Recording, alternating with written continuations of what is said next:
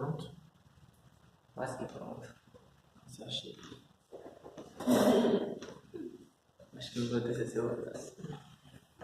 Toma um vinho. A gente vai Eu relaxar. vou dormir. Nada, hoje. Pode. Claro.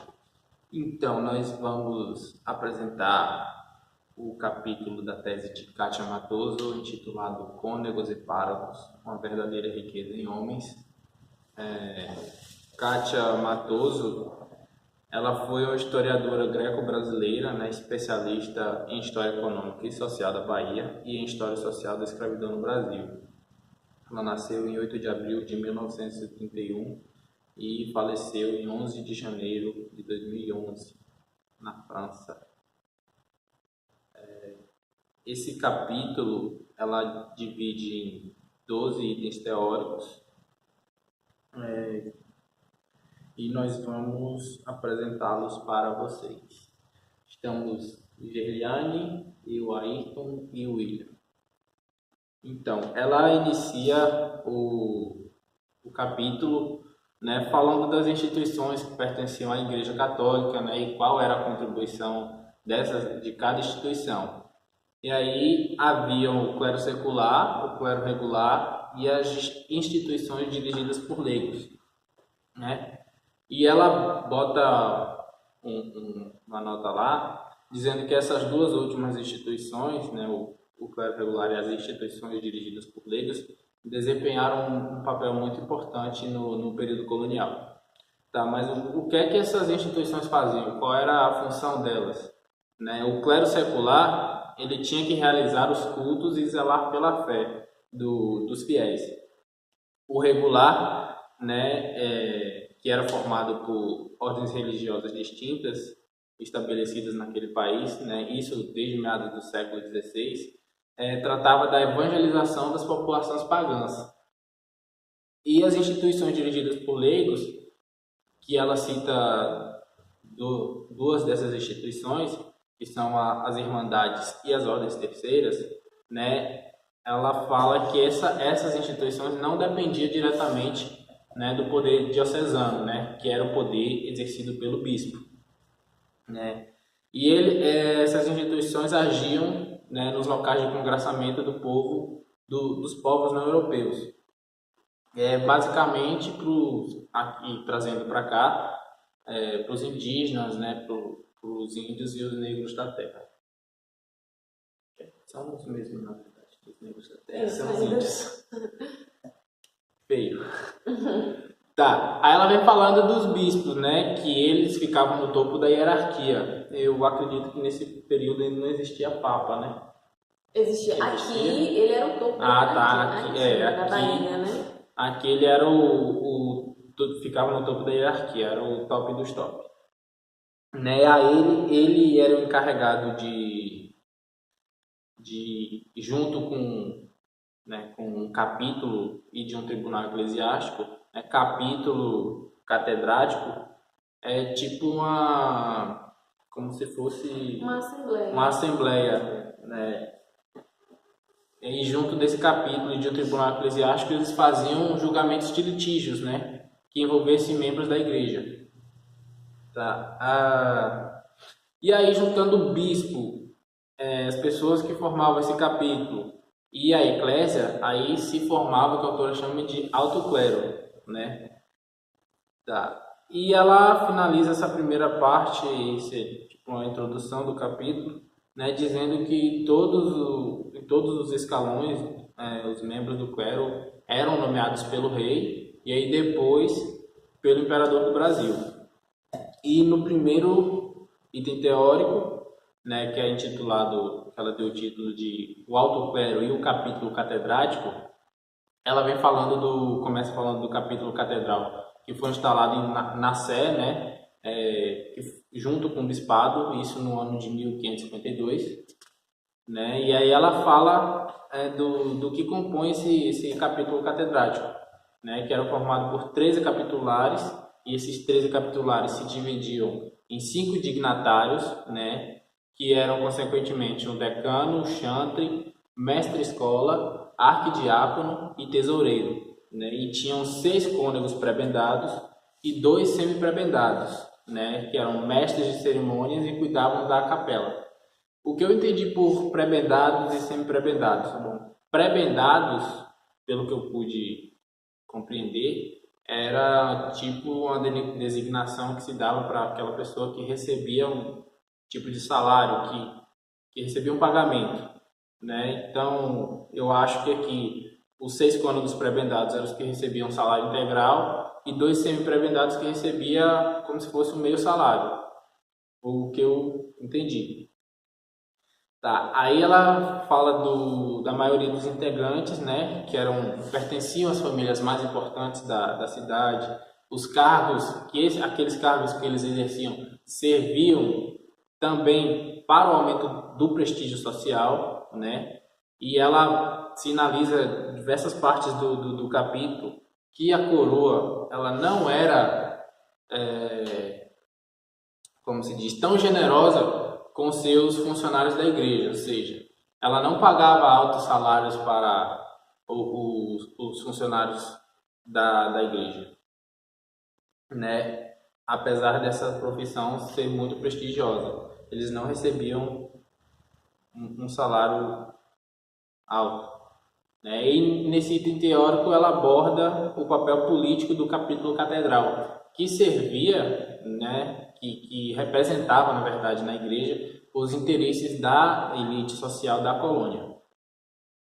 E aí no outro item teórico, que ela intitulou de O Alto Clero, o Tribunal Eclesiástico, né, ela fala da elevação do bispado da Bahia, né, que saiu de bispado para arcebispado, né, no ano de 1676, né, e que fez com que o bispo de lá passasse a deter o título de primaz do Brasil, né? E isso acabou culminando com a instalação do Tribunal da Relação Eclesiástica, né? Que ficou conhecido como o Tribunal Eclesiástico de Instância, né? Aí ela fala que vários padres juízes prestavam serviço sem remuneração, que tinham apenas 1/3 dos padres que eram os desembargadores, que tinham cargo de efetivo, né, recebiam salários, e o salário dele era o equivalente a 150 mil reais por ano. Aí eu fiz um cálculozinho, pesquisei no Google a conversão de réis para real, e na última cotação que eu encontrei, esses 150 mil reais equivaleria hoje a 54 reais.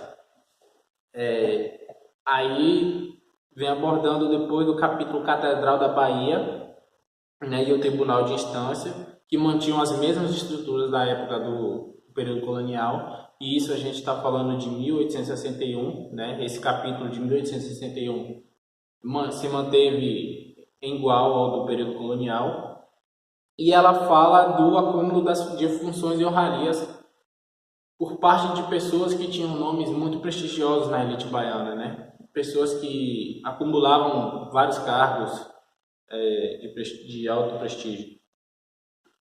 E no outro item teórico, o baixo clero, puras e capelães, né, ela vem fazendo uma descrição de como era esse baixo clero. Ela apresenta algumas características, né, que eles ficavam em zonas rurais, de pouco povoamento, havia o predomínio de capelães, e dentre outras coisas, né? E aí ela foca bastante na figura dos capelães, que esses capelães eram contratados pelos donos de terras, né, pelos donos de engenho, para ensinar a religião aos moradores daquele engenho, daquela fazenda, né? E eles eram mais subordinados aos fazendeiros do que aos poderes da igreja, certo? Aí ela vem falando também que esses capelães, os padres que viviam nos engenhos, eles muitas das vezes não moravam na mesma casa que o senhor. Eles ficavam numa casa separada, que era para manter uma certa independência do senhor do engenho. Aí ela demonstra tanto interesse nesses capelães, que ela até fala isso no texto, né? Na página 337, ela coloca uma citação que fala a categoria dos capelães me interessa particularmente, né? E logo após isso ela fala sobre o papel que esses capelães desempenharam aqui no Brasil, que foi de suma importância. Que eles eram absolutamente originais, irredutíveis aos modelos europeus da época, certo? As funções que ela atribuiu a eles tinham encargo das almas, né, isso de uma parcela da população, né, que frequentemente era numerosa, bastante numerosa, né? Aí mais à frente ela vem falando dos movimentos revolucionários que agitavam o país entre fins do século XVIII e a década de 1840, né? E que teve uma atuação muito grande por parte do clero regular. E nesses movimentos, os padres se tornaram figuras muito importantes, sobretudo aqui no Nordeste. E ela menciona também a figura da maçonaria, né, que muitos participantes do clero, muitas pessoas do clero atuavam nas maçonarias, eram maçons, né? E por fim, novamente, ela vem falando da questão financeira, né, que ela cita que haviam padres ricos, mas eram muito poucos, né, porque apesar de serem bastante privilegiados, eles em geral não tinham uma vida muito farta, até porque o salário não comportava, né? Como eu disse no começo, a coroa não era muito generosa com seus funcionários da fé. E no outro item, o clero baiano diante das reformas, ela vem tratar sobre a postura do clero baiano em relação ao movimento reformista, né? Que esse movimento estava preocupado em regenerar, né, moralmente o clero antigo, né, e fazer um clero novo, né? E isso eles estavam inspirados no novo modelo, que era o modelo do Concílio de Trento, né? Aí os pontos mais importantes desse item são referentes à relutância por parte dos jovens em aderir no caminho eclesiástico, né? Por conta de toda essa problemática financeira que tinha, né? Porque os padres não recebiam altos salários, né? E não tinha tantas liberdades, enfim, né? Que já que essa carreira de seguir o celibato, né, deixou de ser tão prestigiosa, né? E aí ela fala que ficou tão pouco prestigiosa que as profissões liberais, a magistratura e o funcionalismo público ficavam bem acima delas, né? As pessoas optavam mais por seguir essas outras áreas do que ir para o celibato, né? E ela cita também que diminuiu bastante o número de pessoas, né, praticando celibato, se interessando em aderir a essa carreira, né? Aí ela sinaliza que o clero baiano era considerado o mais culto e o de moral mais elevada do Brasil, que foi o que chamou bastante atenção para mim, já que a gente vive aqui na Bahia, né? Ter um clero baiano muito culto é bastante interessante, apesar de que isso hoje em dia não é muito visto, né? Levado em consideração. Bem, dando seguimento, ela vem trazer um ponto, ela aborda, né, sobre o uso da batina. Como isso, né, era visto, né, como isso funcionava, qual era o peso, né, a importância desse uso da batina, né, por parte dos padres. Kátia Matoso, ela vem trazer esse uso da batina, ela sinaliza, né, que desde as primeiras formações do arcebispado existente, né, aqui, houve o estabelecimento de regras, né, de caráter e de moral, né? Caráter, moral e aparência. Ela, inclusive, sinaliza que essas exigências, né, com a aparência, elas vieram primeiro do que as exigências morais. Né? Um fato né, para a gente pensar um pouquinho. Ela vem descrever nesse ponto como que deveriam, né, se vestir esses servidores de Cristo, né, da igreja. Eles deveriam, os padres, né, se vestir de preto, né, cobrindo do pescoço ao dedão do pé, não poderia mostrar parte do corpo, não poderia usar ornamentos como anel, pulseira, nada nesse sentido. As cores, né, eles eram proibidas, somente o preto, né, para a execução das suas funções. E em casa, né, na sua privacidade, ele tinha uma certa abertura para o uso de outras cores, né, que é o que eles sinalizam chamando de cores honestas. O que seriam essas cores honestas, né? Era o negro, o marrom, o roxo e o branco. Era tão radical que até as cores eram honestas ou não, né? Vermelho, amarelo, verde, totalmente proibido. Né? Era proibido para esses padres sair à noite, frequentar teatro, até mesmo fazer suas refeições em tabernas, ou seria o mesmo que seria proibir o padre de ir no restaurante, né? Hoje. Eles eram privados, eles não deveriam, né, fazer isso, segundo as normas. Como foi sinalizado pelo colega, no século XIX, né, houve essa busca pela renovação da igreja, da conduta mesmo desses servidores, né? E dentro disso, ela vem trazer essa busca pela renovação da consciência, da dignidade eclesiástica, né? Retomar isso de o quão digno, né, era estar atuando ali enquanto servidor de Deus. Dentro disso, ela vem sinalizar que o não uso da batina seria o mesmo que assumir a falta de vocação para o exercício daquela função, né? Nesse ponto, ela traz uma fala de Dom Romualdo, em que ele sinaliza a obrigatoriedade do uso da batina nos momentos de celebração, ao menos, né? Ou seja, a partir disso, ela fez uma leitura de que se ele sinalizou isso, é porque já estava havendo um processo da pregação, né, do momento da celebração da missa, sem as vestes, né, as vestes adequadas, já com roupas que eles chamam de profanas, né.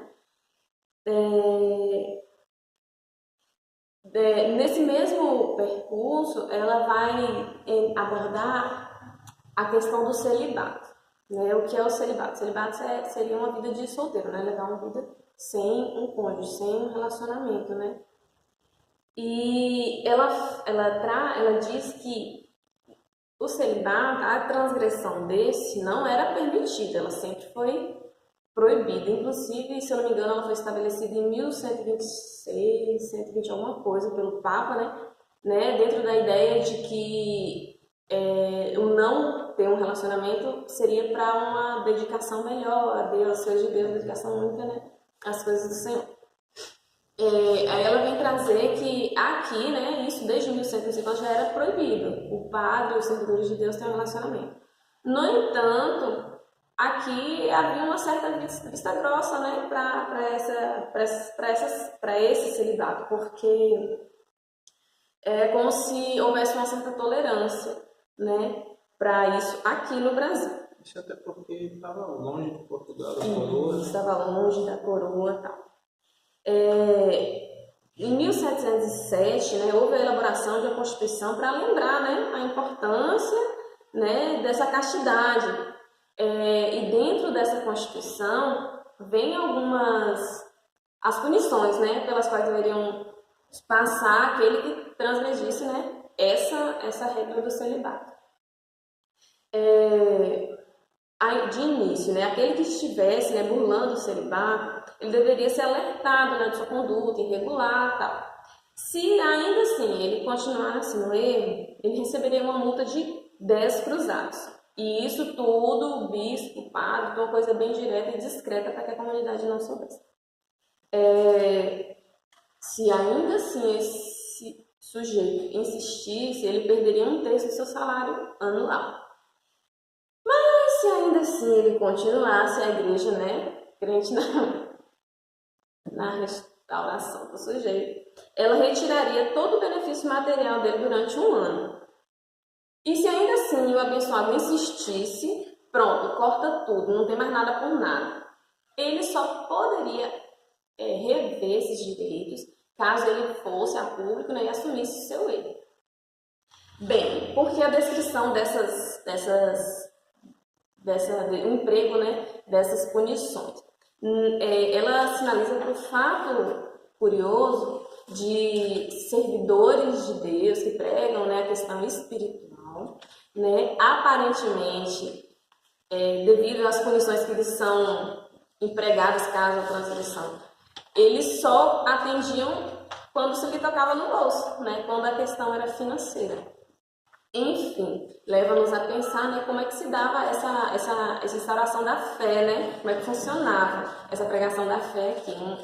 São sujeitos que vão pregar para outros sujeitos, né, que a questão é a elevação espiritual, o desapego do bem material, no entanto, isso para eles não funciona, né? Para eles o negócio é grana. Só funciona a partir da grana.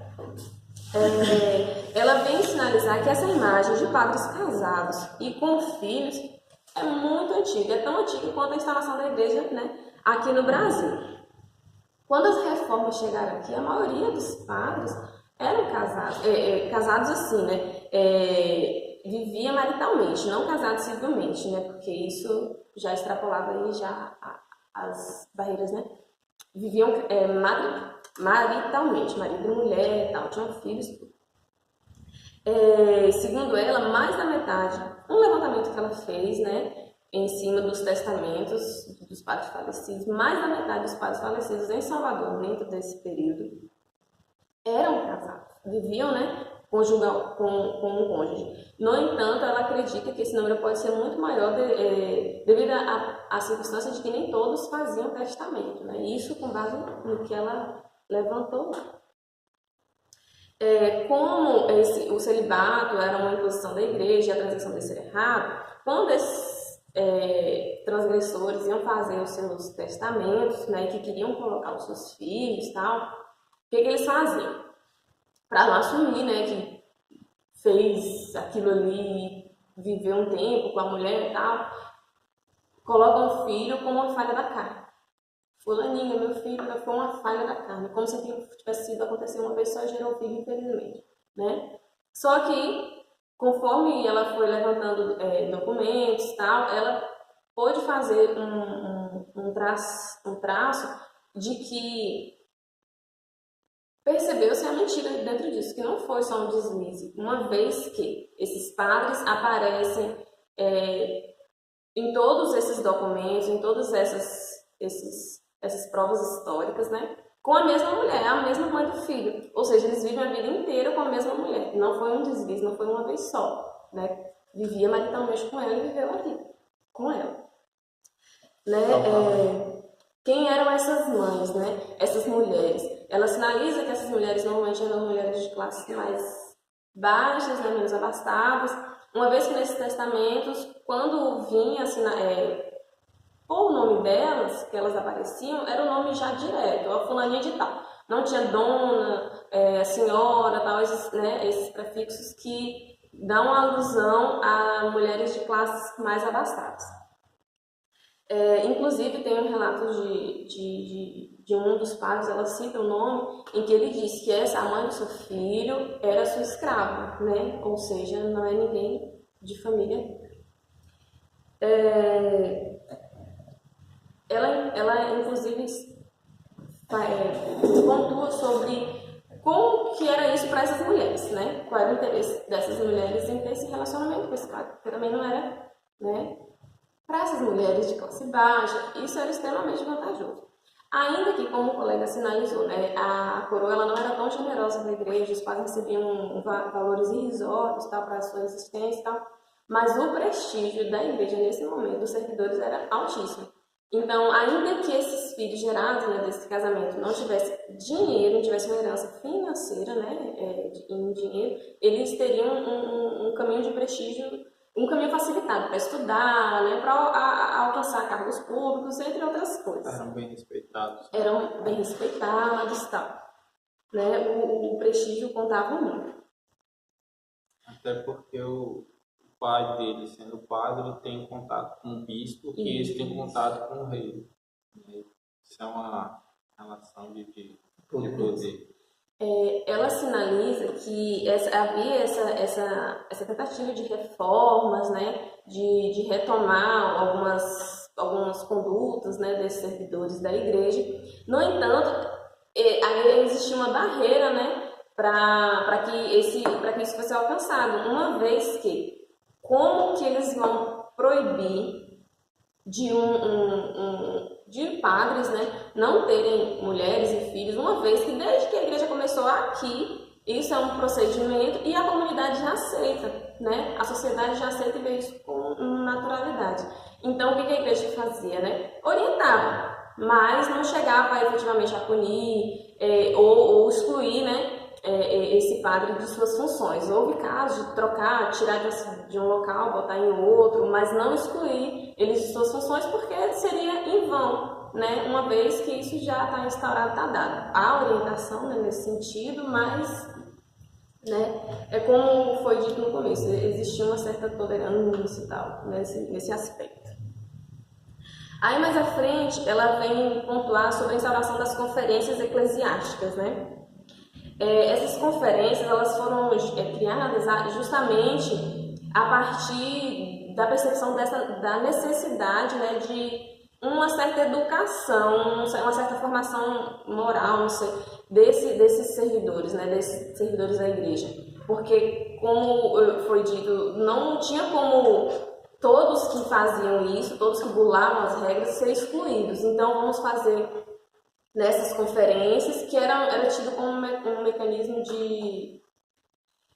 Não era a longo prazo, era uma coisa assim a curto prazo, até se pensar, né, numa solução mais efetiva, né, mas que pudesse, né, de longo alcance. Então, vamos fazer essas conferências, tentando abarcar o maior número de padres possíveis para resgatar, né, esses conceitos, tal, resgatar essa moral, né, da igreja que ela vinha perdendo aí, vinha desandando. Dentro disso, ela contou, né, como é que funcionava nesse período a formação, né, do clero aqui. Não existia um seminário, né, não existia um seminário próprio para a formação desses sujeitos. O que acontecia? Existiam 4 meios, né, de preparação, um certo tipo de preparação para esses sujeitos que queriam ingressar, né, na vida eclesiástica.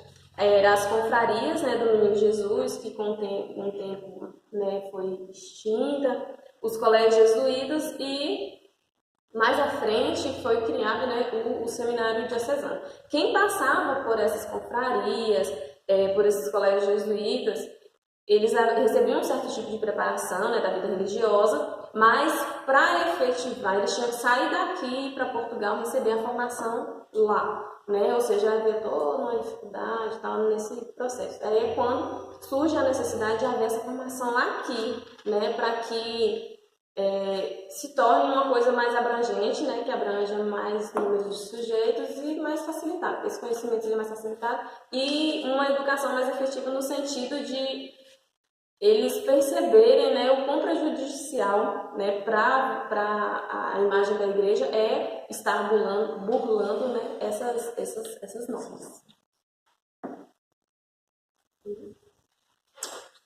Pois bem, sobre como era feito o recrutamento dos padres no contexto do clero, ela pontua que no século XVIII, no final do século XVIII mais especificamente, existia uma quantidade de padres estrangeiros muito alta, mas que esse número veio a cair com o tempo, né?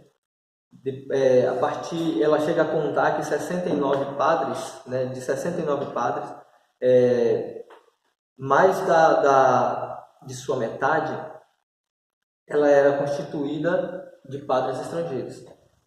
Mas a partir do desenvolvimento de 1801 e até 1850, começa-se a ver um menor número de padres estrangeiros na sociedade baiana, né?